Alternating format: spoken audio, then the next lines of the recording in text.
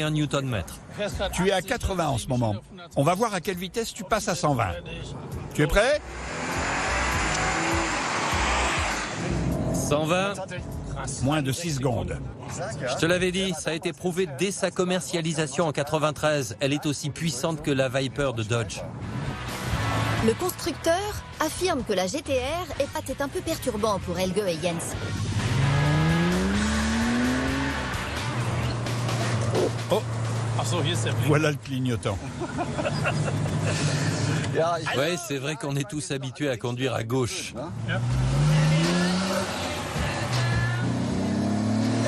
Dis, elle fait beaucoup de bruit.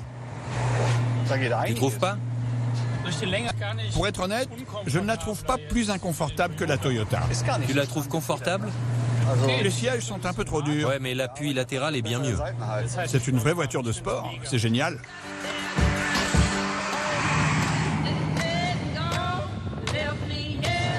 Mais c'est très sobre.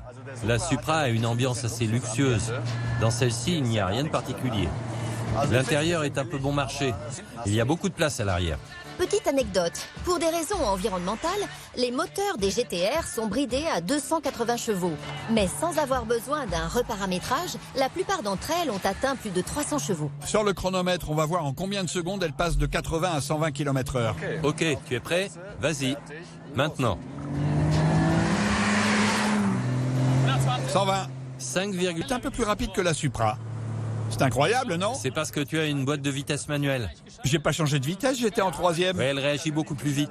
La Supra aurait pu être plus rapide. Je pense que c'est un Ouais. problème de boîte de vitesse. C'est une boîte automatique pour retraités. Je vois exactement à quoi ressemblait son premier propriétaire. Dans son costume en polyester, il est entré dans le salon Toyota et a dit « Je voudrais ce modèle ».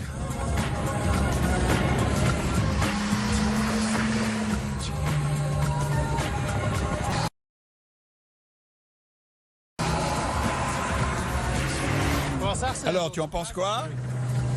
Tu la trouves comment?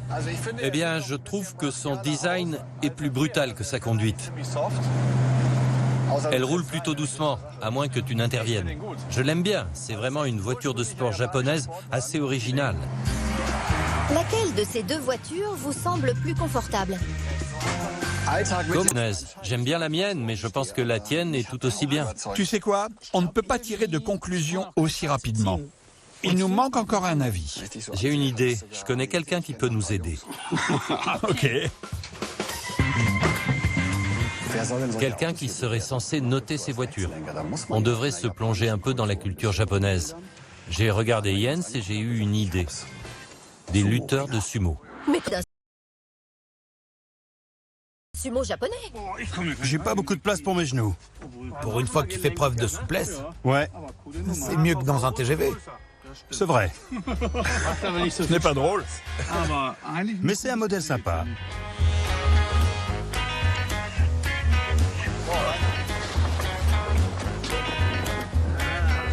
Vous voulez un chausse-pied? C'est plus facile de monter dans celle-ci. Faut faire attention à pas se cogner la tête. Ça, c'est pas mieux comme ça? Elle vous va à merveille. C'est vrai qu'elle est bien. Effectivement, vu le temps ici à Hambourg, c'est beaucoup mieux. Bon, les gars, le but du sumo, c'est de faire sortir son adversaire du cercle le plus vite possible.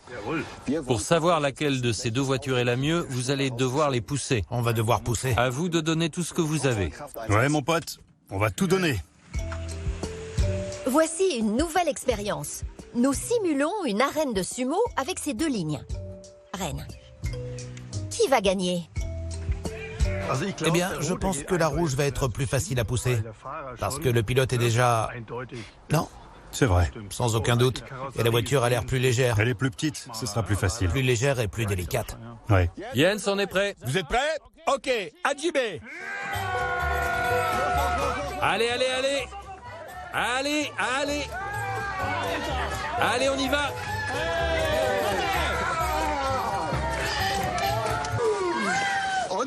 15 secondes 69. Passons aux choses sérieuses. Maintenant, il faut pousser Godzilla. La GTR 33 pèse presque 200 kilos de moins. Jens est à bord. Ça devient intéressant. Hajime! C'est parti. Plus vite! Davai! Davai! Davai! Davai! Tu n'es pas en train de parler japonais, Jens. Davai! Davai! Davai! C'est pas possible. Alors? Je suis persuadé qu'il y a un problème quelque part. Ils ont poussé?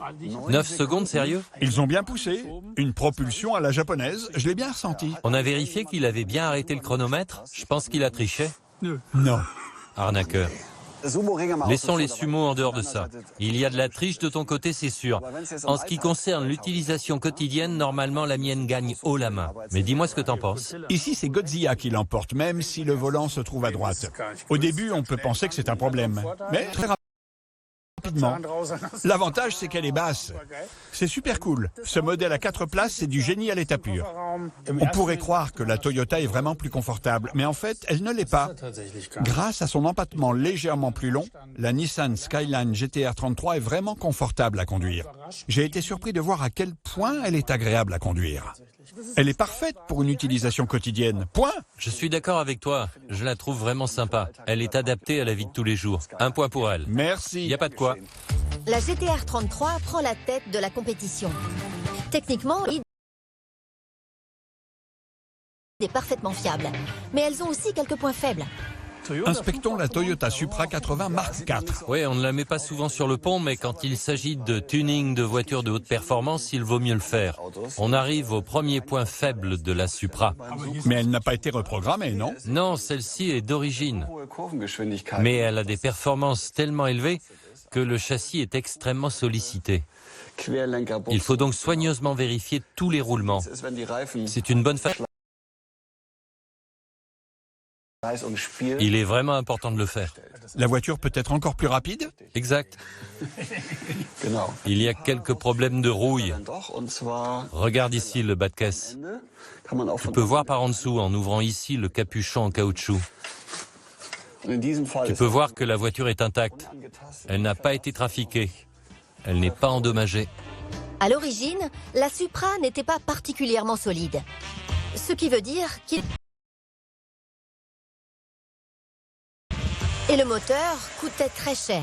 Le turbocompresseur peut avoir une faiblesse ici. Il faut donc bien vérifier derrière le pot d'échappement. Mais si tout fonctionne correctement, le double arbre à cam en tête est indestructible. La voiture n'a presque pas de défaut. Parfois, elle rouille un peu. Regarde de près. Tu n'as jamais été aussi près de moi pendant une course. C'est vraiment une voiture qui frôle la perfection. Aucun problème sur cette voiture. À cette époque, seuls 500 Supra ont été vendus en Allemagne. Il s'agit donc d'un modèle très rare dont le prix ne cesse d'augmenter. Et qu'en est-il de Godzilla? Montre-moi cette bombe. Cette voiture aussi n'a pas vraiment de défaut. Bien sûr, si tu veux acheter ce modèle, la première chose à faire, c'est de jeter un coup d'œil au roulement et au soufflet de cardan en l'air en bon état. Si toutes les pièces sont bien serrées, tout va bien. Le parallélisme des roues arrière, ça me rend toujours un peu nerveux. Le parallélisme des roues arrière, effectivement, c'est un réel problème. Il faut impérativement vérifier son bon fonctionnement. Les pièces sont très chères, elles proviennent toutes du Japon. Officiellement, la voiture n'a pas vraiment existé en Allemagne. Elle n'a pas officiellement existé chez nous. C'est drôle, il y a même un kit pour les démanteler. Et c'est moins cher qu'une réparation. Le kit est disponible à partir de 200 € environ, sont très élevés. Le biturbo 6 cylindres est, comme la Supra, très robuste et facile à reprogrammer. Il y a un gros problème au niveau de la carrosserie arrière. Il y a des fuites d'eau au niveau de cette partie. Ouais. Ici, quelqu'un a réparé les joints avec du silicone. Ça a déjà été fait. Le coffre est toujours plein d'eau. Ce qui est stupide, car pour répartir le poids, ils ont mis tous les composants électroniques à cet endroit. C'est dommage. La barre de direction se trouve à l'arrière, côté coffre. Il y a pas mal de composants électroniques. Il faudrait donc enlever la barre de la batterie. C'est quand même utile d'avoir cet accès. Oui, ne serait-ce que pour la changer. Ouais. Compacter la technique à ce niveau-là pour un problème de poids, c'est pratique, ça, non? Personnellement, il me faut 4 heures pour retirer une batterie. Oui, toi peut-être, mais les Japonais sont capables de le faire beaucoup plus rapidement. Exactement. Ils maîtrisent leurs produits, Helge. Le modèle haut de gamme GT-R 33 de Nissan a été produit à environ 16 500 exemplaires. Par rapport à la Supra, le prix est raisonnable, mais l'entretien est plus coûteux. La Supra 80 Mark IV de Toyota est officiellement commercialisée en Allemagne. C'est assez facile de trouver des pièces de rechange. Oui. Ce n'est pas possible avec la Nissan, car il faut commander les pièces au Japon. Et c'est aussi un peu plus cher. Si tu veux conduire une super voiture de sport japonaise, il faudra sûrement faire un contrôle technique. Alors Supra ou... Je suis d'accord, le point revient à la Supra. Je te l'avais dit. La Toyota gagne un point. La course finale va déterminer le gagnant. Et si le perdant devait rentrer chez lui à pied.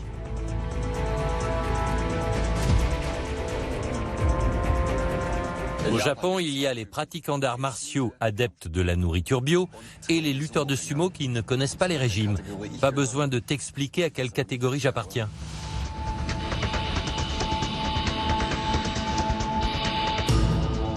Il va tout faire pour gagner. C'est une bataille digne des plus grands samouraïs. Tu es prêt? Godzilla, je vais te massacrer. Tu dois juste piloter, tu n'as rien d'autre à faire aujourd'hui. 3, 2, 1, go!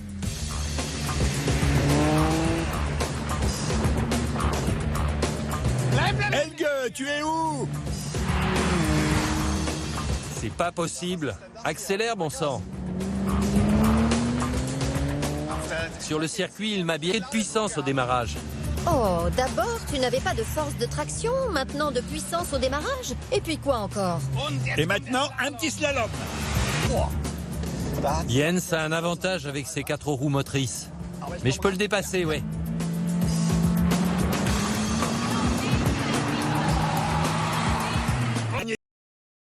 Tour. Là, il a freiné un peu. Oh, mec. Mais... Ah, non. J'ai gagné! Mince. C'est pas possible. Ça n'est pas du tout amusant. J'ai pourtant fait de mon mieux. Oui, Godzilla, Godzilla. Comme le dit un vieux proverbe japonais, on apprend peu d'une victoire, mais beaucoup d'une défaite. Tu n'as pas eu de chance, Helge. voilà à quoi ressemble un gagnant. Je crois que j'ai une impression de déjà-vu. Bonjour. Salut ma reine. Alors, qui a gagné? Je paye aujourd'hui, mais tu sais quoi? Je n'ai jamais été vraiment cool. Viens ici, toi d'abord. Le perdant en premier, pour toi. La saucisse du perdant. La GTR est arrivée en tête des 2 courses et pour l'utilisation au quotidien. La Supra n'a marqué des points qu'en design et en technologie. Bonne marche à pied, Helge. J'ai perdu à 10 secondes près. C'est vrai. J'aime prendre l'air, me balader et ne pas avoir à renifler tout le temps du gaz d'échappement. Je suis content. Je rentre paisiblement à pied. De toute façon, Helge.